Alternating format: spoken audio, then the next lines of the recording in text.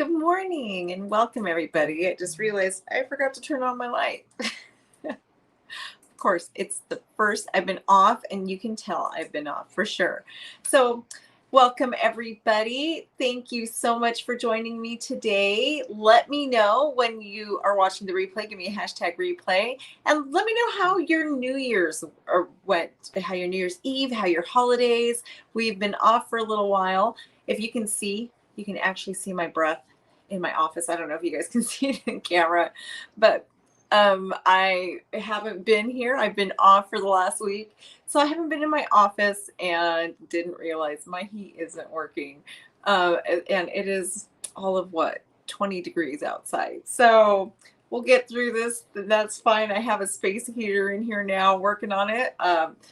Trying to get some heat in my office this morning, but that's what happens when you don't go to your office for a couple weeks and then it's been about 2 weeks since I was working from remotely. So come in this morning and I have no heat in my office. So it's freezing. So scrambling through my house, like before when I have to work, or go through like, okay, what space heaters can I get in? How can I bring some heat in? I got to work today. I have a lot of work. So spent my morning scrambling for a space heater, but that is okay. If you're familiar with me and you've watched my other videos, you know that I realize and I tell myself every day, I have a choice, right? I can choose. So my morning might have started out a little bit rough.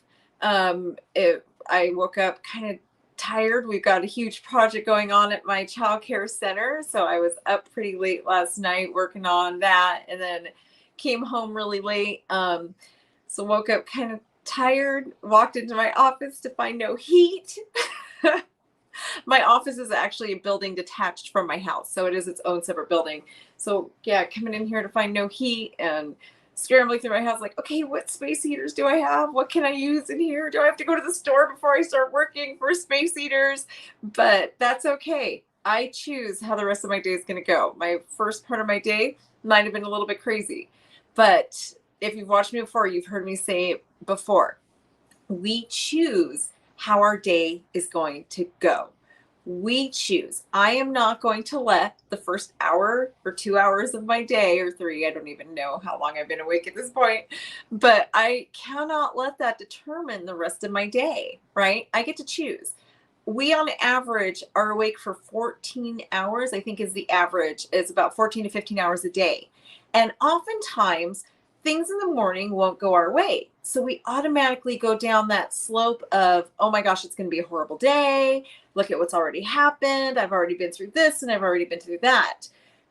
But I can make the decision from here on out that I get to choose what the rest of my day is going to be like, right? Just because the morning didn't work out how I'd like it to, just because I'd like heat in my office, does not mean that my entire day is not going to go well. I'm not going to let the last 3 hours determine the next 11 hours of my day. So that's something I really want you guys to just think about. And I challenge you to look at the entire year, right?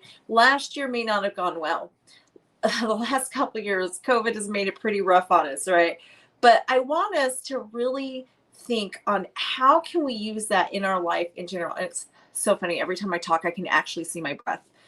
And I wish I would have worn a heavier sweater today. Just like the one day I decided not to wear a heavy sweater. But we get to choose, right? We get to choose every single day on what it's going to be. Last year, for those of you who know me, was a very hard year for me. It was not fun. It was not easy at all. And I spent the last part of my year last week just really in reflection. If you're my personal Facebook friend, you might have seen the post that I created about just the reflection that I've spent really just looking back. And a lot of memories started coming back to me. And for those of you who don't know, my husband actually passed away in July. He had been fighting a chronic illness that became terminal. And it was about a 4 to 5 year journey altogether of watching him just honestly, there's no way to say it nicely, but just literally deteriorate and just, we watched it was a very slow death. It was awful. There's no sugarcoating it.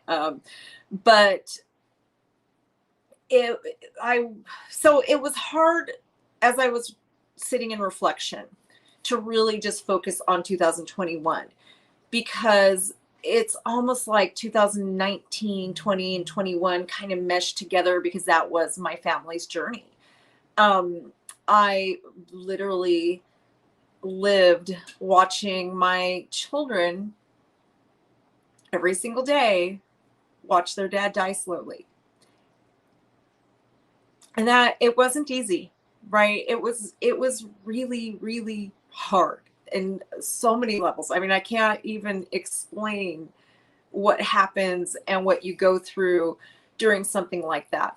So I think since then, the question I get the most from people is, how do I still show up? Right? I hear it from you guys. I hear it from my family. And I don't know how many times I've heard people tell me, Evelyn, you can just take a break. It's okay. You can let this business go. You can let this go. Nobody would fault you for it. You can just stop. And I want to talk to you guys today about why I don't stop, why I don't take a break, why I still show up with a smile on my face, why I'm still full of joy, to be honest with you. And that was basically my reflection on 2021 really led me to thinking about the joy that I can still have every day. And it's so interesting. If you would have told me 5 years ago the journey that I would be on, the person I would be today, I probably wouldn't have believed you. And I don't think I would have thought I would be here today, the person I am. And I can tell you, I'm not the same person anymore. I'm not the same person I was 2 years ago, right? I have completely changed. And just through what I've been through with my husband, and before that too, I have a neurological disease.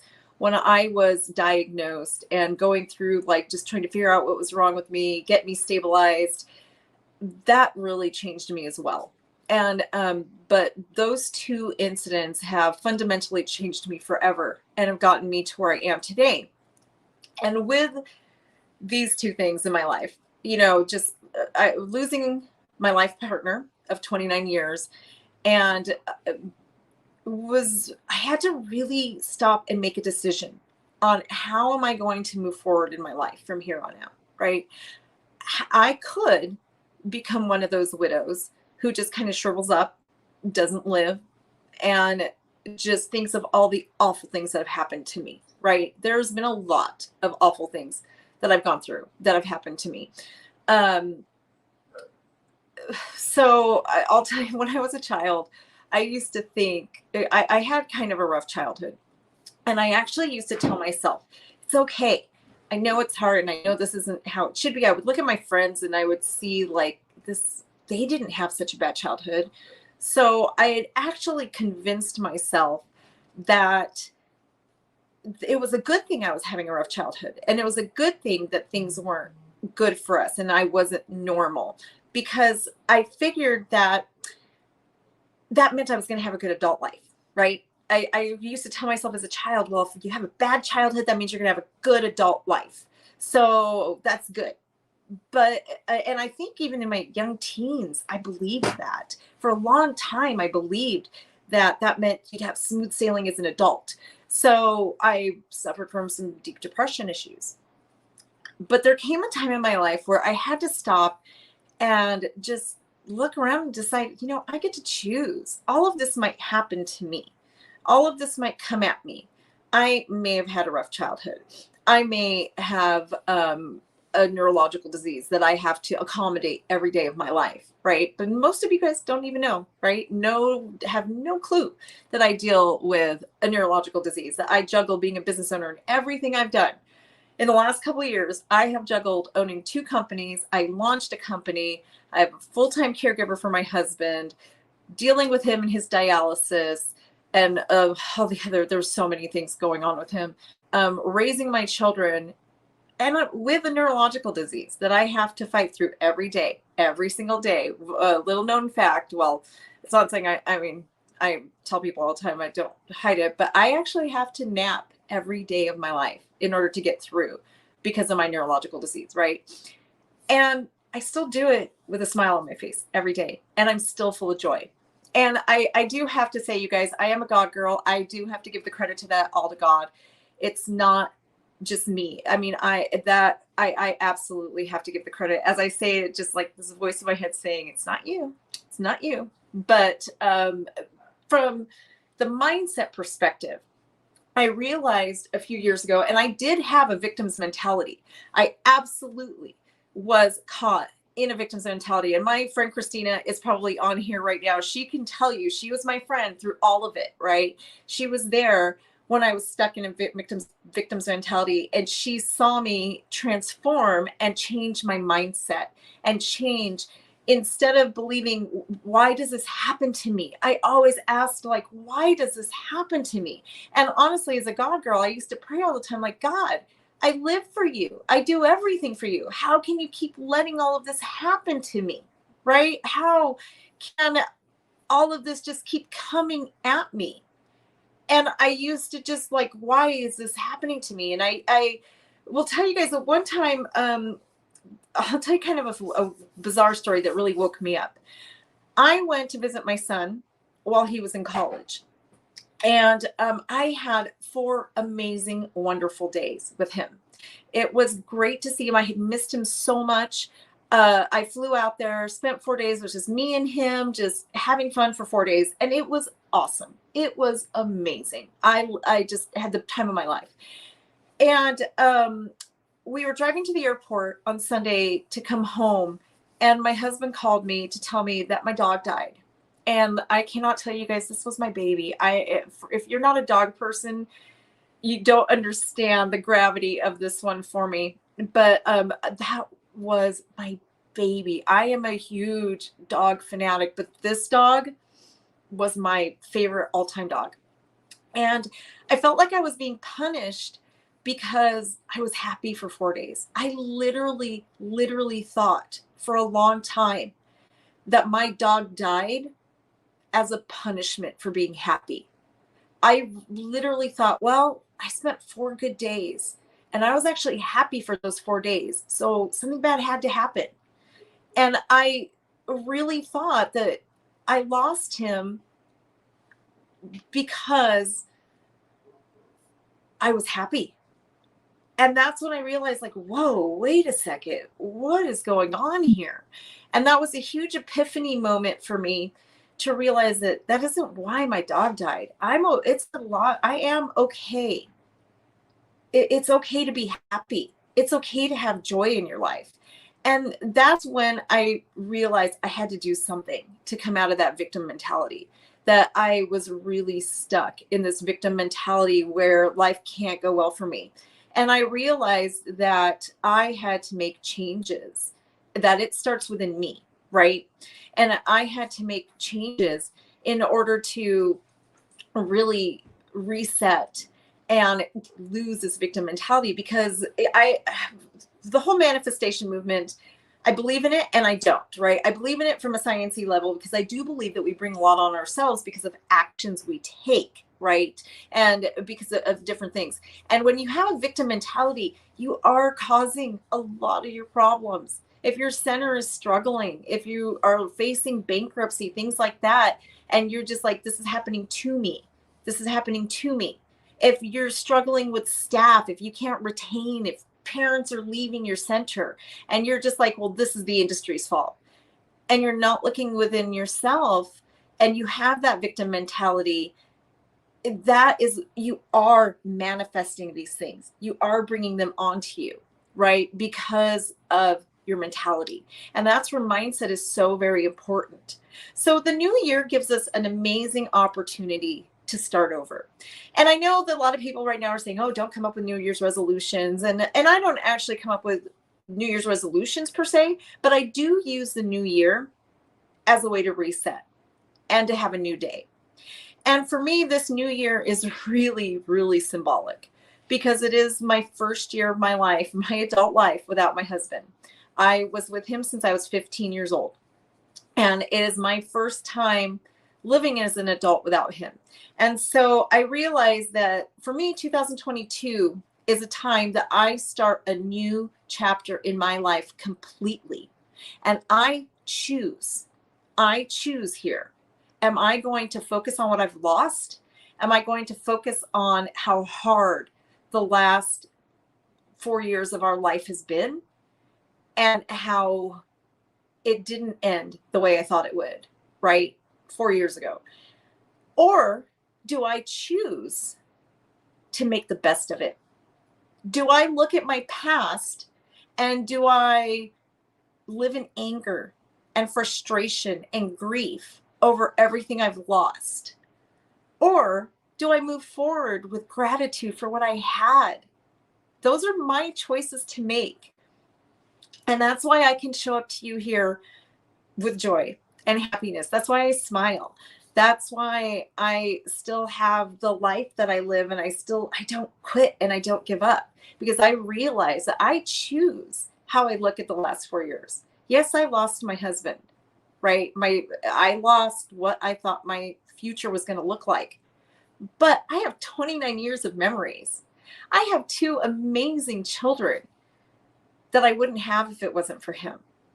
So I choose how I'm going to step into 2022, the first year of my life, of my adult life without my husband. I was 15 when we got together. And our 30th anniversary would be next month. And even though it's going to be hard, I'm not going to act like I'm going to always just be like, hey, all sunshine, because I'm sure on our anniversary, I'm going to have to lock myself in the house and nobody's going to hear from me. I'm sure I will give myself that day.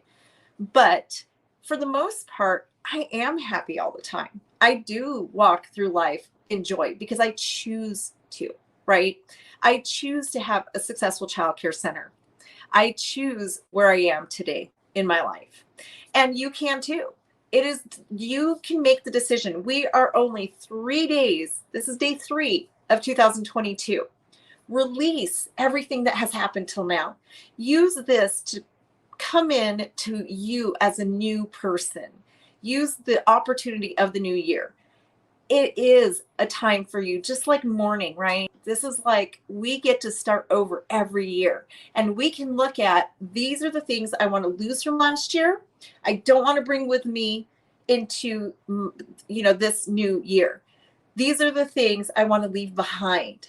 So that's really what I want you guys to really focus on. What are the things that you want to leave behind? But then I want you to ask yourself, what are you going to do about it? It's not good enough for us just to say, okay, I don't want to do this anymore. I don't want to do this anymore. I want to change this and this and this, and this is how I want to move forward. You have to come up with a plan. You've got to come up with a plan. How are you going to change this? What are you going to do, right? And then you also have to really acknowledge what can derail those plans. What things are going to set you back? And I can tell you the number one thing when I'm doing this, I do a whole exercise with my clients and with myself where we look at, I like to reverse engineer plans. So I have a 10-year goal. And then, and I have details. Okay, you guys, I know how much money do I want to make personally? How much money do I want my company? So basically, if I know this is where I want my personal income, that means my companies have to be making this much to get me to this point, right? And so I look at things like, where do I want to live? Where do I want to be? My vision board, you guys can kind of see it, that right there. That's my vision board right there, which I keep. It shows like the things I want to own. It shows, I even have like my fitness goals, people I want to be like. I actually cut their pictures out, the people that I would like to emulate. I cut their picture out and put it on there. And I have a saying on there. It says, stand firm and let nothing move you. 1 Corinthians 15, 5-8. I have the vehicle I want to drive. I've got the trips I want to take. I have the houses I want to own. And yes, I said houses, not house, houses. I want to actually do an Airbnb business. But then I have to look at, okay, well, what is all this worth? what is it going to take for me to get there? And then I'm like, okay, then my income needs to look like this. So if my income looks like this, then what do my companies need to look like? The other thing that's very, very important to me is giving back. So if I'm going to give back, I also have to look at, okay, this is the foundation I want to start. And these are the amount of children I want to help. This is how I'm going to help. So I have my construct for the foundation I'll be starting in the next couple of years completely done already. I know how much money I'm going to need for it. I know what we're going to need to invest. So all of that goes into, okay, well, then the companies I own need to look like this, right? And this is how much income. And then I distribute it. I actually want my childcare centers to be more of my philanthropy work. I actually don't want, I want to, the profit that comes from them, I want to go right back into paying for children's childcare. So I have to figure, okay, so if that means if I'm not taking an income from any of my childcare centers and all that money is going back to provide scholarships for children, then my other companies have to be able to sustain me completely, right? So I look at my revenue goals. This is what I need. And then I know, okay, this is where my companies need to be at. I can tell you exactly how many childcare centers I need to own, how many children are going to be in each center, what age groups are going to be allocated, because I know infants, I can't have, centers full of infants and turn a healthy enough profit, right? In order to be able to make my dream of having that foundation come true. So I have to know where that balance is. I have it down to, I know some centers are going to have before and after school programs. Some aren't. Some are going to focus on this. Some are going to focus on that, right? But you have to really, really get down to those details on where you want to be and then reverse engineer. So after I see that this is where I'm going to be in 10 years, and ironically, I was asked the other day too, well, do you have a limit to your dreams? I'm like, no, I don't. And I'll explain why in a minute. But I have my 10-year, and then I figure, okay, what is my halfway mark? In the next 5 years, this is where I have to be. So then I come up with that halfway mark. And then I come up with a plan for every year after that, right? So that means that year 4, this is where I need to be. Year 3, year 2, year 1, this is where I need to be. And that's when I get to that year 1, today I start year 3 of my 10-year plan. I sit down and create my annual plan. I know every quarter where I need to be, right? And then every quarter, I create a plan based on that. Okay, so I take my 10-year plan, turn it into 5, turn each 5-year plan into, I break down by the year. I have my annual plan, break that down by the quarter. Then I take my quarterly plan, right, to see where is my ultimate goal, right? This is my vision. This is where I'm going. It is literally like having a destination on a roadmap. Okay, this is my destination. Here I am today, right? So what do I need to do this month to get to that quarterly plan that's going to get to my annual plan, that's going to be in my 5-year plan, that's getting me to my 10-year plan? So then I create my monthly plan, and then I go and create my weekly plan every Sunday, right? Every Sunday I go and I look at, okay, this month, in order to get to my quarterly plan, this is what I need to do this month. Then every Sunday I look and create that weekly plan, which breaks it down by the day. So it seems like a lot of work, and starting it is, but once you get it in, it has just become so clear, and you create this roadmap to make your dreams come true, right? And there's a lot to it, but it really does keep you on course. So when people ask me, how do you keep going? There's a couple things. I have very, very clear vision that I can see it alive in my head, right? My vision is very clear. I know exactly what I want. I ask myself all the time, when I am 80 years old, what do I want to look back on my life and see? What will I be proud of? What will I be ashamed of, right? And that's where my 10-year goals come from, is I always want to think of, when I'm at the end of my life, what do I want to see? And then that's where reverse engineering just really actually helps to get you to where you want to be. The other thing on that is you really have to have the right people in your life. There's times where you're going to have this amazing vision and goal, but you may not know how to get there by yourself.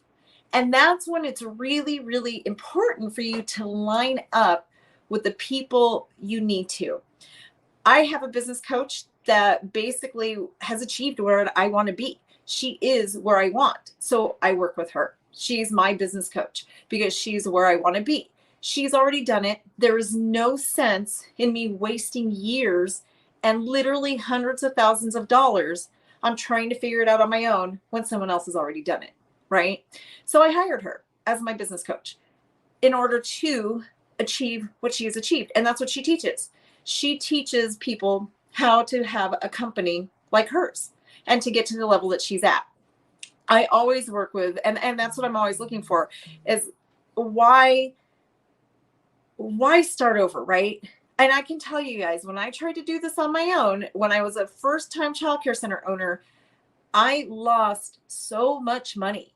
And I don't mean like 10, 20,000. I mean like $300,000-$400,000 trying to figure out, how do I do this with all the mistakes of learning how to become an owner, right?